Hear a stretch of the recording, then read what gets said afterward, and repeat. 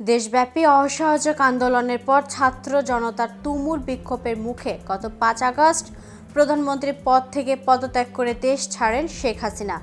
এরপরই ঘোষিত হয় ডক্টর ইউনূসের নেতৃত্বে ১৭ সদস্য অন্তর্বর্তীকালীন সরকার। আর অন্তর্বর্তী সরকার ঘোষণার পর থেকেই তাদেরকে নিয়ে জনমনে কৌতূহলের শেষ নেই। কেমন ছিল তাদের অতীত জীবন, আর উপদেষ্টা নির্বাচিত হওয়ার পর কেমন আছেন তারা? উপদেষ্টা হিসেবে তারা রাষ্ট্র থেকে কোন কোন সুবিধা ভোগ করবেন? আমাদের আজকের ভিডিওটি মূলত দায়িত্ব পালনকালে উপদেষ্টারা কোন কোন সুবিধা ভোগ করবেন তা নিয়ে। আর কেটিভি নিউজ 24 চ্যানেল থেকে আপনাদের সাথে আছি আমি মিথিলা।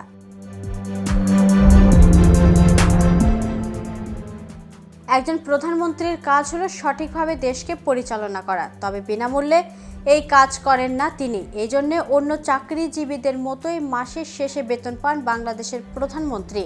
সেই সঙ্গে তিনি পান একাধিক সুবিধা। দি প্রাইম মিনিস্টার বিল 2016 অনুযায়ী বাংলাদেশের প্রধানমন্ত্রীর বেতন মাসে ১,১৫,০০০ টাকা। এছাড়া তিনি মাসিক বাড়ি ভাড়া পান ১ লাখ টাকা, দৈনিক ভাতা পান ৩,০০০ টাকা। বর্তমান প্রধান উপদেষ্টা একই সুবিধা পাবেন। প্রধানমন্ত্রীর মাসিক বেতন ছাড়াও যাতায়াত খরচ, বাড়ি ভাড়া, ডেইলি অ্যালাউন্স, ইন্স্যুরেন্স সুবিধা, কূটনৈতিক পাসপোর্ট, নিজের দফতরের এবং অন্য টেলিফোন ব্যয়, চিকিৎসা সেবা সহ আরও অনেক সুবিধা পেয়ে থাকেন সরকার প্রধান, তার পুরোটাই দেয় রাষ্ট্র। নতুন সরকারের প্রধান উপদেষ্টার জন্য এসব খরচ পুরোটাই দেবে রাষ্ট্র।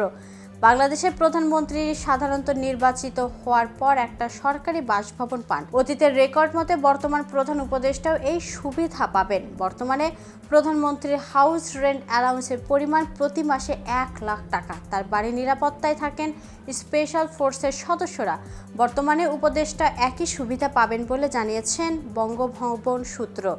প্রধানমন্ত্রীর মতো প্রধান উপদেষ্টাকে বিদ্যুৎ, গ্যাস, টেলিফোন, পানির বিল যত খরচই হোক না কেন এসব নিয়ে কোনো চিন্তাই করতে হবে না। সবকিছু খরচ হবে রাষ্ট্রীয় কোষাগার থেকে।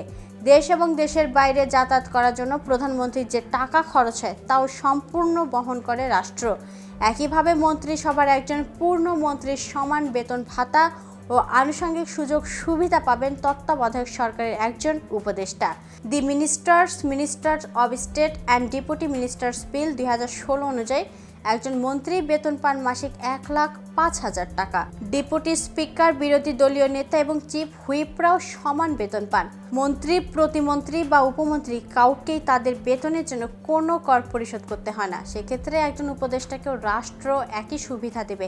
সরকারের নিয়ম অনুযায়ী একজন মন্ত্রী দৈনিক ভাতা পান ২,০০০ টাকা, নিয়ামক ভাতা পান মাসে ১০,০০০ টাকা, স্বেচ্ছাধীন তহবিল থাকে ১০ লাখ টাকা, মোবাইল ফোন কেনার জন্য ৭৫,০০০ টাকা, সরকারি খরচের সর্বাক্ষণিক গাড়ি পাবেন। ঢাকার বাইরে অফিসিয়াল ট্যুরের জন্য অতিরিক্ত একটি জিপ গাড়ি পান, যার যাবতীয় খরচ সরকার বহন করে। উপদেষ্টারাও এই সুবিধা পাবেন।